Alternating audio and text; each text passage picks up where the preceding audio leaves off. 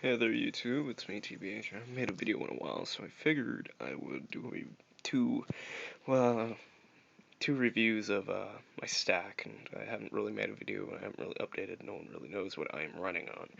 And this is what I've been running on lately for the last few months. I think it's been about 6 months now, about.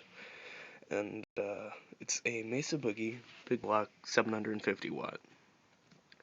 It's pretty awesome, and the cabinet is a Traynor, one of the new Traynors. It has two 10 inches and one big 15-inch at the bottom, and a horn.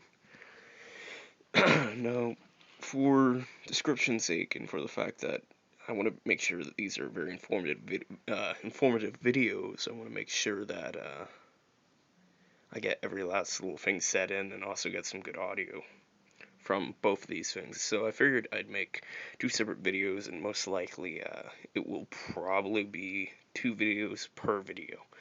Um, that means it's going to be a long video for each one of them, and it's going to be 2 YouTube uploads most likely. So anyway, we're going to start off with the head for this one. I'll probably upload the actual cabinet one later. Anyways, as you see, this is a Mesa Boogie, as it says right there, and it's a Big Block 750. I have an older version, a somewhat older version.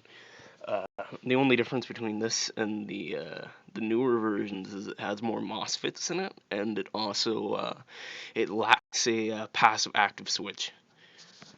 Usually it's set up for your pickups. Usually there's a little switch right here, or around here, this area where the input is, and it switches between active and passive, and it's just a little, you know what I'm getting at. Either way, this is an older version, as said. It's 100% handmade in the USA. Handmade in the USA, as it says. And it's really, really nice. Really nice tones coming out of it, but it's one of those heads where it's simple, but it isn't simple. It's simple as in it's just a few knobs. There's no like dial, EQ or anything like that where you have to push a bunch of levers and stuff up on here. But it's one of those ones where it's hard to find a good tone. But once you find your tone, you have to write it down, and well, it's easy to switch over in between your tones. Um, so yeah, I find, at least for me, I find it's one of those amps. But I like it for the fact that I'm able to find good tones out of it, and I've written them all down. It's really the only way to go. But anyways, um, I suppose we'll start off with the EQ. EQ has an overdrive knob. We'll get to that later. It has a gain knob, a bass knob, a passive mid, and an active mid. So it has 2 mid knobs, and it really helps you really work out your tone. But as said, they're very touchy, and it's very simple, so it's hard to find a good tone. But once you get your good tone, you can modify it really easy to add some certain features to it.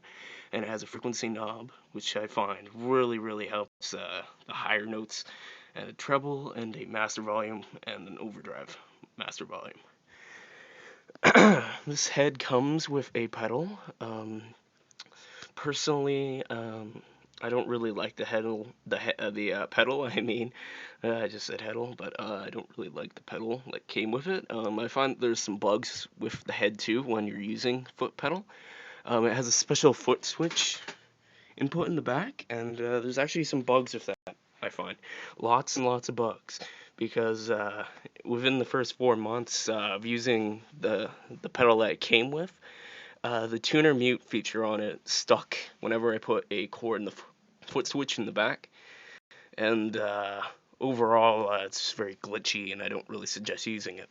But it does have a nice onboard overdrive, but as I said, it's glitchy. I suggest just not using it for the sake that you might actually damage your head. Well, it's not going to damage it, it's just going to make it so you can't use that pedal, which is a pain in the ass. Yeah, and really that's the EQ and such.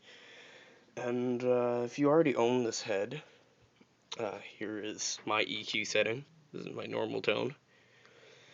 Gain, bass, and P, and it's from left to right, so there you go. Anyways, now I'm going to talk about all the inputs to it and the features. It has really, really nice I really like the switch. Unlike most amps where it has a button, this thing has a switch. You can even hear it, and it's blowing out a lot of cool air. And it's very, very good for whatever climate or wherever you're really going to use it. And below it that's just a little light that pops on when you have the onboard overdrive on. But I don't use that. Instead, I use my Tech 21 pedal instead. I like this DI box a lot more than the onboard. It's more trebly and such. But anyway, I'll probably do a later review for that. But the inputs on this thing. This thing has a tuner input on the front and on the back. So you can actually have two tuners if you want to. And as you see, it's just a connection to a tuner or a tuner pedal. And it works. It basically just sends the signal from the input over here, the signal from the input to over here as well. So it lets you tune up.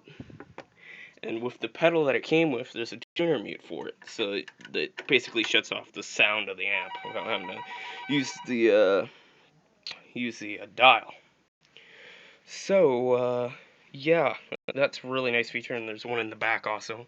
It also features a very good slave out, which you can use for recording, hooking it up to a PA system, etc, etc. And it also has, I do believe it has 4 speaker outputs. It has a power amp and a preamp setting on the back if you wish to use it with other heads and such. And, yeah, that's really all there is to say about it. And I'm gonna just switch on over to my sound check. I guess these videos aren't gonna be in separate things. Anyway, this will be a direct slave out from this head, just a direct slave out just for the head. There's no speaker connected.